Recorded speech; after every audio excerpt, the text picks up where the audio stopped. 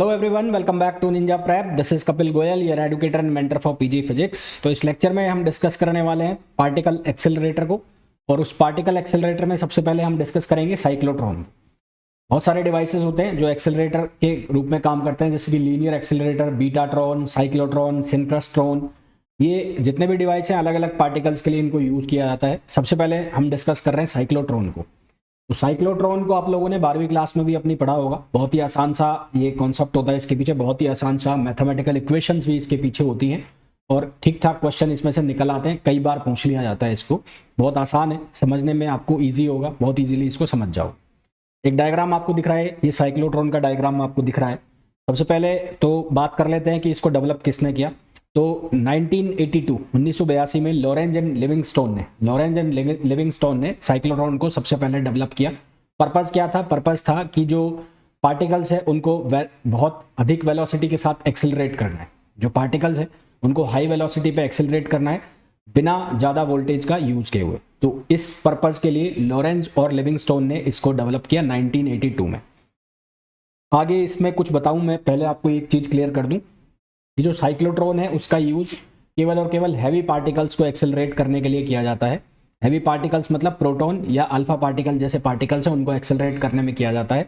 Electron को इससे accelerate नहीं किया जाता है ना। तो ये बात अपने दिमाग में डाल लेना कि cyclotron is only use to accelerate heavy particles. केवल और केवल हैवी पार्टिकल्स को एक्सेलरेट करेगा, हल्के पार्टिकल्स जैसे कि इलेक्ट्रॉन है उनको एक्सेलरेट नहीं करेगा। रीजन बीइंग कि वो बहुत कम मास होता है उनका, और ये इतनी ज़्यादा वेलोसिटी बढ़ाता है, इतनी ज़्यादा वेलोसिटी बढ़ा देता है कि फिर वो उसको जो कंज्यूम नहीं कर पाते, मतलब उसको हैंडल नहीं कर पाते। इसलिए इलेक्ट्रॉन को इससे एक्सेलरेट नहीं किया जाता, केवल और केवल हैवी पार्टिकल्स को ही इसके साथ एक्सेलरेट किया जाता है।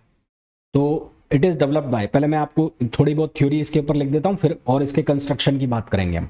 तो it is developed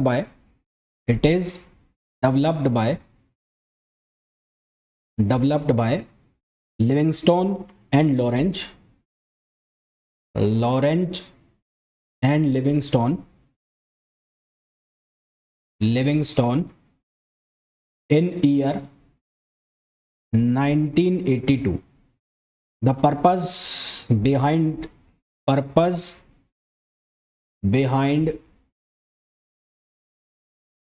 cyclotron is to provide high velocity to particles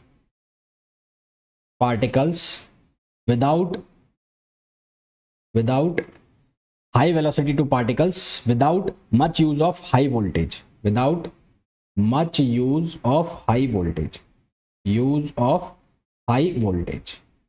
ठीक है। और ये हाई वेलोसिटी हमें चाहिए क्यों थी? क्योंकि हमें न्यूक्लियर रिएक्शंस में जब न्यूक्लियर रिएक्शन करानी है तो उसके लिए जो टारगेट के ऊपर हमें पार्टिकल गिराना है तो उसकी वेलोसिटी हमें हाई चाहिए। तो ये पर्पस था, है ना। टारगेट के ऊपर जो हमें पार्टिकल गिराना है तो उसकी वेलोसिटी क्या होनी चाहिए? हाई होनी चाहिए। तो ये हमारा पर्पस था, क्योंकि न्यूक्लियर रिएक्शन में ही हम इसका यूज़ करेंगे।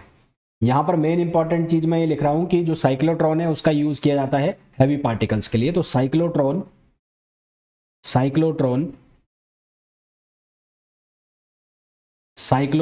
is used for heavy particles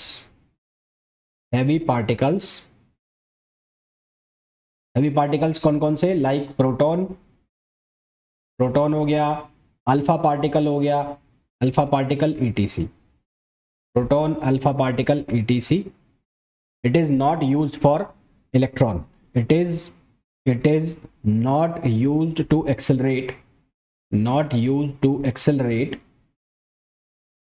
accelerate electron. इससे इलेक्ट्रॉन को एक्सेलरेट नहीं किया जाता। It is not used to accelerate electron, ठीक है। ये मोस्ट इंपॉर्टेंट लाइन मैंने यहाँ लिख दी है, तो ये आप याद रखना कि इसका यूज केवल और केवल हम जो प्रोटॉन है या अल्फा पार्टिकल्स हैं या ऐसा कह लो हैवी पार्टिकल्स हैं उनको एक्सेलरेट करने में कर रहे हैं। जो हल्के पार्टिकल्स हैं जैसे कि इलेक्ट्रॉन है उसके लिए हम इसका यूज नहीं कर रहे। और मैं यहाँ लिख देता हूं to use to accelerate electron और light particles,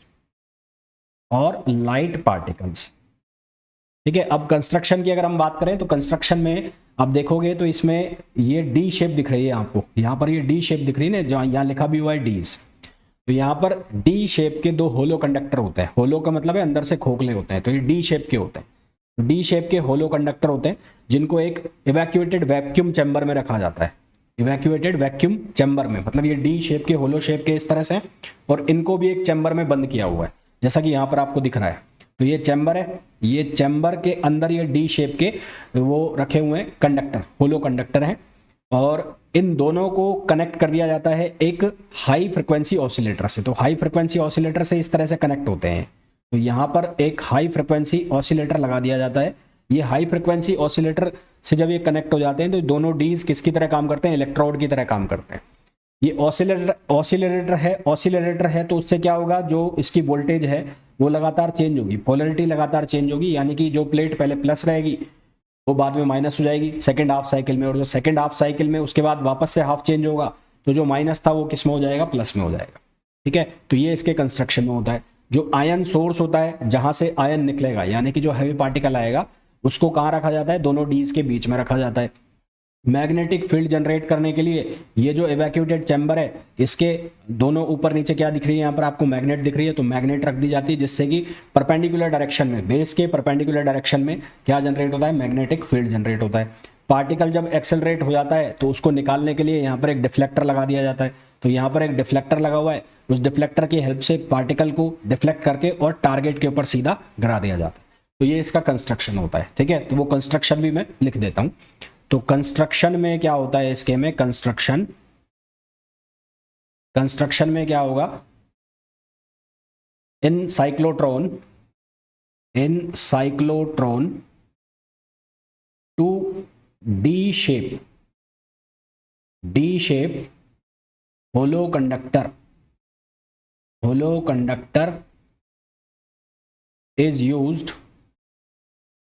is used because of their shape,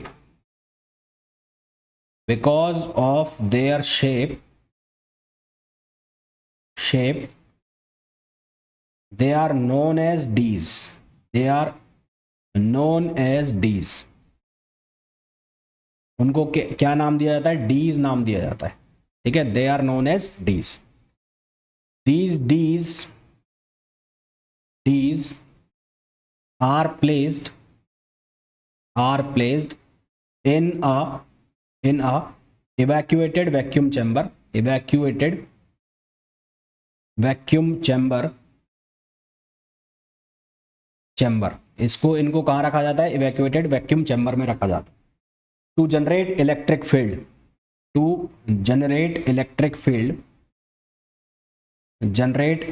field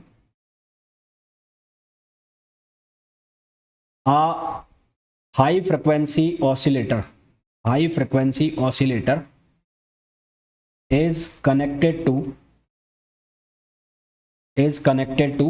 D's से कनेक्ट कर दिया जाता है। तो हाई फ्रिक्वेंसी ऑसिलेटर को कनेक्ट किया जाता है तो लगातार उसकी पोलैरिटी क्या होती है, चेंज होती है। सो होलो कंडक्टर्स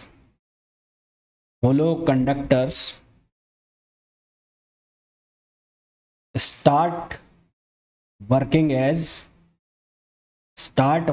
as जो होलो कंडक्टर है वो किसकी तरह काम करना स्टार्ट कर देते हैं, इलेक्ट्रोड की तरह काम करना स्टार्ट कर देते हैं। स्टार्ट वर्किंग एज इलेक्ट्रोड, तो ये किसकी तरह काम करना स्टार्ट करते हैं, इलेक्ट्रोड की तरह काम करना स्टार्ट कर देते हैं। फिर दो मैग्नेट का यूज किया जाता है इस इवैक्यूएटेड चैम्बर जिसके अंदर डीज रखे हुए हैं, इसके ऊपर नीचे मैग्नेट यूज की जाती है जिसकी वजह से क्या डेवलप होता है, मैग्नेटिक फील्ड जनरेट होता है। तो टू जनरेट मैग्नेटिक फील्ड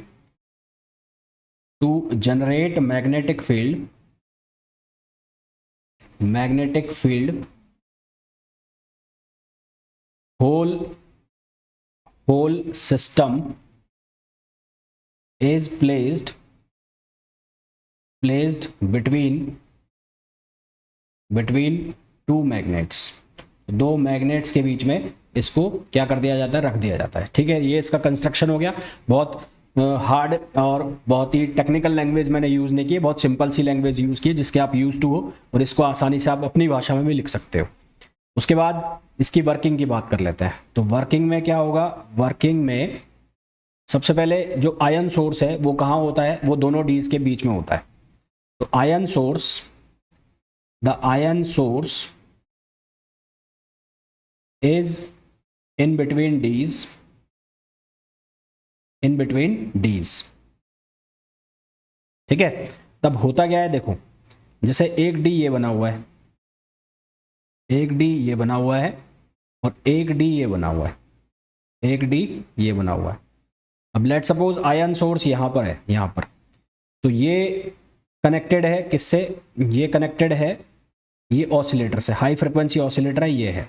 मान लो कि इस पर पहले प्लस आ गया और इस पर माइनस आ गया, तो इनिशियल जो पार्टिकल को एक्सेलरेट करेगा वो कौन करेगा, इलेक्ट्रिक फील्ड करेगा।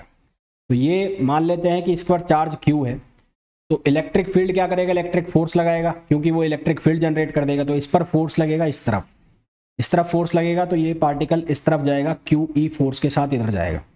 अब क्योंकि ये कंडक्टर होलो है, होलो कंडक्टर है, तो होलो कंडक्टर के अंदर क्या होगा, इलेक्ट्रिक फील्ड जीरो हो जाएगा। होलो कंडक्टर के अंदर इलेक्ट्रिक फील्ड जीरो है, तो इनके अंदर इलेक्ट्रिक फील्ड जीरो है, तो इनको क्या मिलेगा, मैग्नेटिक फील्ड मिलेगा परपेंडिकुलर डायरेक्शन में।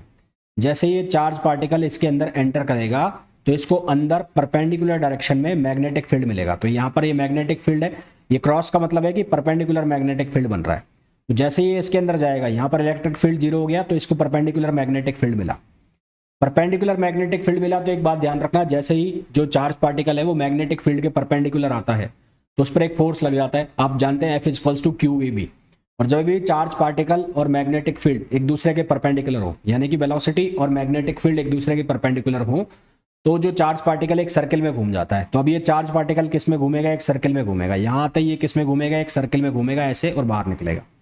तो यहाँ ये बाहर निकल गया, यहाँ ये बाहर निकल गया। तो अब ये ऑसिलेटर लग रहा है, ऑसिलेटर लग रहा है, तो क्या होगा, पहले हाफ में इसकी जो फ्रिक्वेंसी है वो ऐसे होगी, ये फर्स्ट हाफ हो गया।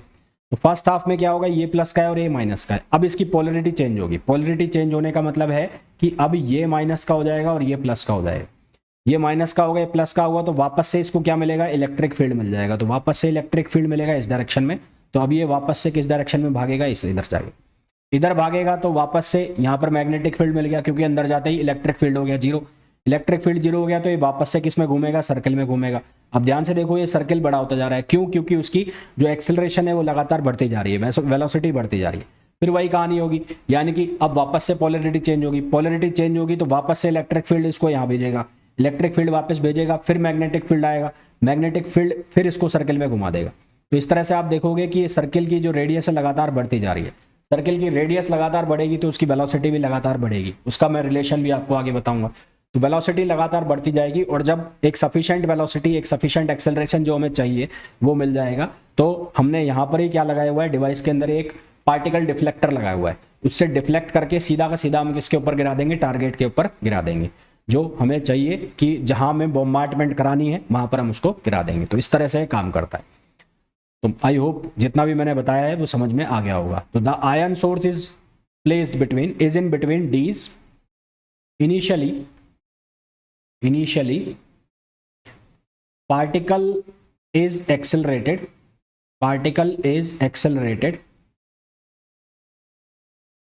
with the help of electric field, with the help of electric field। इसकी हेल्प से, इलेक्ट्रिक फील्ड की हेल्प से ये एक्सेलरेट होगा। when it reaches into a D, electric field becomes zero into a D, it founds perpendicular magnetic field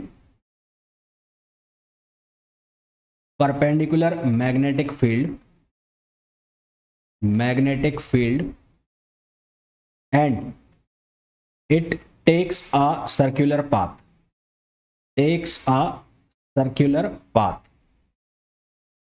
ठीक है। मैं यहां लिख भी देता हूं, since D is hollow conductor,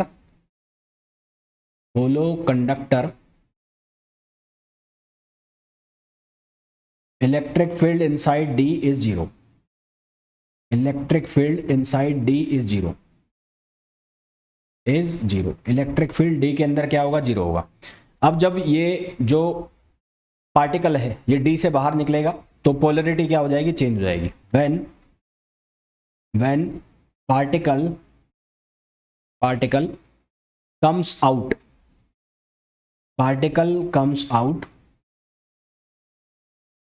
out from D, polarity of oscillator changes and again with the help of electric field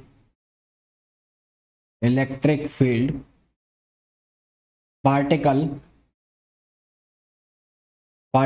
get accelerate and reaches to another d with high velocity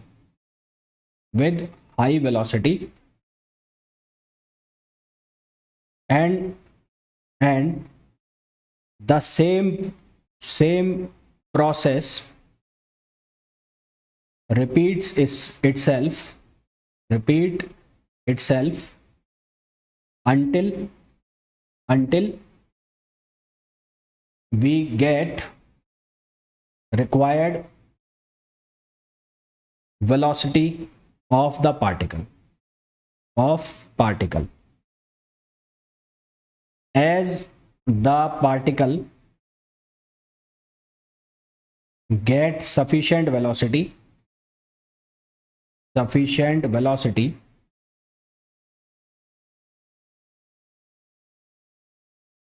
it is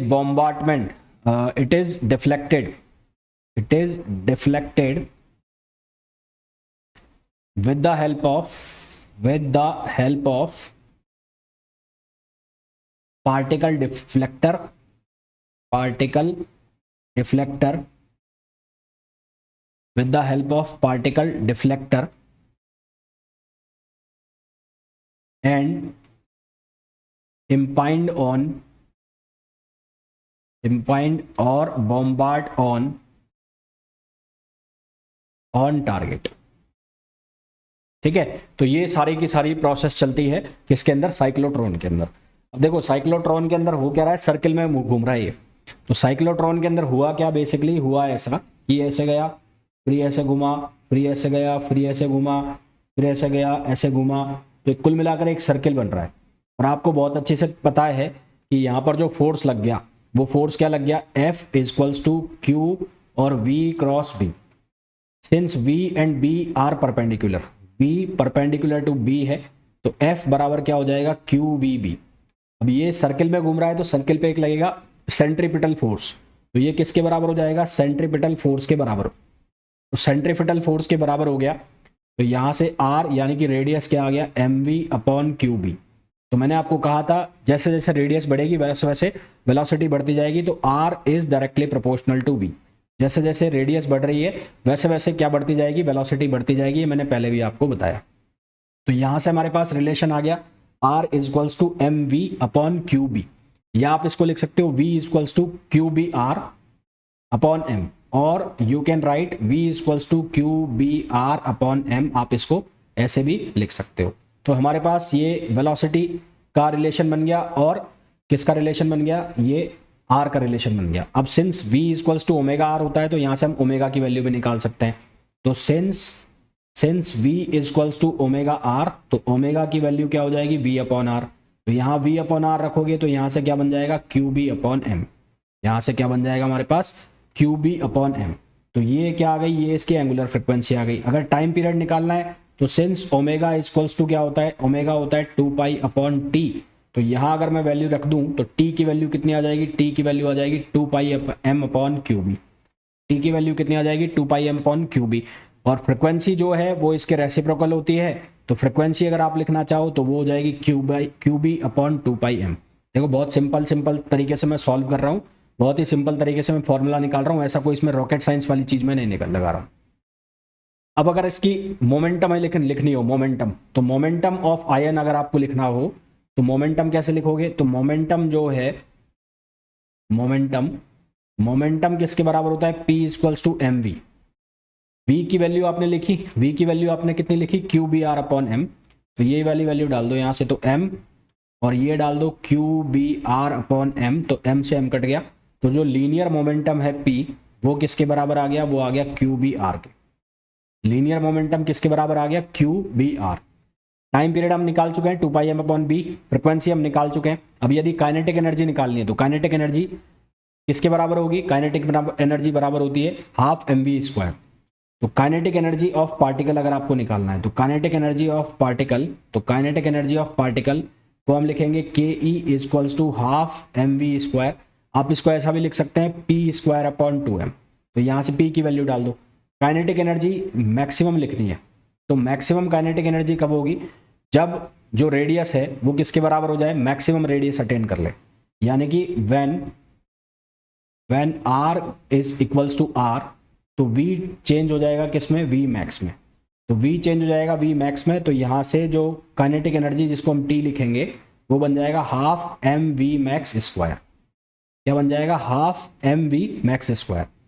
और v max जो है वो किसके बराबर हो जाएगा, v max वो बराबर हो जाएगा किसके, q b r over m. और ये वैल्यू अगर हम डाल देते हैं यहाँ पर तो हमारे पास क्या बनेगा, तो काइनेटिक एनर्जी जो बन जाएगी वो बन जाएगी हाफ एम, इसका स्क्वायर कर दो तो ये हो जाएगा q square b square r square over m square. तो टी की वैल्यू कितनी हो जाएगी, ये हो जाएगा q square b square r square over 2m। तो ये हमारे पास क्या आ गया, काइनेटिक एनर्जी। और काइनेटिक एनर्जी की कौन सी वैल्यू आ गई, ये मैक्सिमम वैल्यू आ गई काइनेटिक एनर्जी की। सिमिलरली इसी को रेसिप्रोकल करके जो हमारे पास, या इससे हम क्या बना सकते हैं, फ्रिक्वेंसी की वैल्यू बना सकते हैं, टाइम पीरियड की वैल्यू भी बना सकते हैं। यहाँ तक क्लियर है। तो यहाँ से हमारे पास क्या आ गई, ये हमारे पास आ गई है क्या बोलते हैं उसको, मैक्सिमम काइनेटिक एनर्जी की वैल्यू आ गई है ना, मैक्सिमम काइनेटिक एनर्जी आ गई। अब मान लो यहाँ आपसे पूछ लिया जाए कि फ्रिक्वेंसी जो है, फ्रिक्वेंसी, उस फ्रिक्वेंसी के लिए आप फ्रिक्वेंसी के फॉर्म में टाइम पीरियड बताओ। तो फ्रिक्वेंसी के फॉर्म में टाइम पीरियड बताना है तो कैसे बताएंगे, since f equals to, f कितना है वो होगा 2 pi m upon q b. तो ये हो जाएगा किसके बराबर, q b upon 2 pi m. भाई फ्रिक्वेंसी की जो वैल्यू है वो किसके बराबर होगी, q b upon 2 pi m. अगर मैं इसका स्क्वायर कर देता हूं दोनों साइड तो ये लिखा जाएगा q square b square upon ये बनेगा 4 पाई स्क्वायर एम स्क्वायर। तो यहां से हम इसको चेंज करके कैसे लिख सकते हैं, q square b square equals to ये किसके बराबर बनेगा, f square 4 pi square m square, f square 4 pi square m square. और ये वैल्यू जो है क्यू स्क्वायर बी स्क्वायर की, अगर मैं इसको यहाँ सब्सटीट्यूट कर देता हूँ इस इक्वेशन में, तो इस इक्वेशन में सब्सटीट्यूट कर देता हूँ तो टी की वैल्यू क्या बनेगी, यहाँ बन जाएगा एफ स्क्वायर, ये बन जाएगा 4 पाई स्क्वायर एम स्क्वायर, ये पूरी वैल्यू रख दी, ये हो गया आर स्क्वायर और ओवर ये क्या हो गया 2m हो गया। तो यहाँ से क्या होगा, ये 2 जा 4 और ये एक m से एक m कट गया। तो t की वैल्यू कितनी आ गई, t की वैल्यू आ गई एफ स्क्वायर, ये 2 आगे आ गया 2f स्क्वायर पाई m और r स्क्वायर, ये आ गया टाइम t का मतलब है काइनेटिक एनर्जी, से कंफ्यूज मत करना, है काइनेटिक एनर्जी है t। तो काइनेटिक एनर्जी को अगर फ्रिक्वेंसी के फॉर्म में लाना है तो फ्रिक्वेंसी की फॉर्म में हम इसको ऐसे लिख सकते हैं, इस तरह से, ठीक है ना। तो इस तरह से हम काइनेटिक एनर्जी को फ्रिक्वेंसी के फॉर्म में लिख सकते हैं। यहाँ पर 1/2 लगा लिया मैंने, हाँ ठीक है लगा लिया। तो यहाँ से हम इसको फ्रिक्वेंसी के फॉर्म में भी लिख सकते हैं काइनेटिक एनर्जी को। अब यदि हमको इसको नॉन रिलेटिविस्टिक के फॉर्म में लिखना है तो इन नॉन रिलेटिविस्टिक केस में मास ऑफ पार्टिकल जो है वो कांस्टेंट रहता है। तो काइनेटिक एनर्जी हमें पता है कि पी स्क्वायर अपॉन 2m होती है। तो यहाँ से काइनेटिक एनर्जी का हमने q square r square b square सीधा सीधा भी बना सकते हैं। तो रिलेटिविस्टिक एनर्जी में अगर हमें लिखना है, इसमें लिखना है रिलेटिविस्टिक एनर्जी में, तो according to relativistic energy, according to relativistic energy,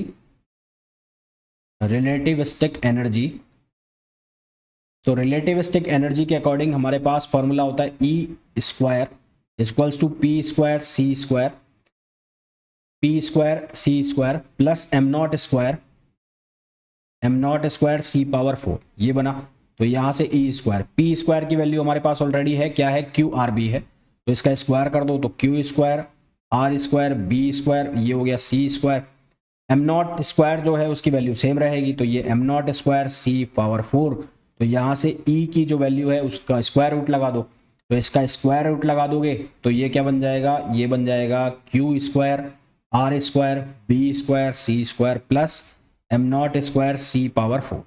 तो ये साइक्लोट्रॉन के फॉर्मूला बन जाते हैं। सबसे ज़्यादा जो काम आता है वो वेलोसिटी का और जो टाइम पीरियड वाला है फॉर्मूला, वो सबसे ज़्यादा काम आता है। इसके अलावा इसका कंस्ट्रक्शन पूछ लिया जाता है, या ये पूछ लिया जाता है कि साइक्लोट्रॉन का यूज़ कहाँ पे किया जाता है, कौन से पार्टिकल्स के लिए किया जाता है। इससे ज़्यादा इसमें कुछ बनता नहीं। बहुत ही आसान सा है, आपने पहले भी पढ़ा हुआ है, ऐसा कुछ इसमें समझने का है नहीं। इसको एक बार पढ़ोगे तो तभी ये समझ में आ जाएगा, है ना। फिर भी कुछ लगता है कि नहीं समझ में आया तो पूछ लेना। मिलते हैं नेक्स्ट वीडियो में। Till then thank you, bye bye.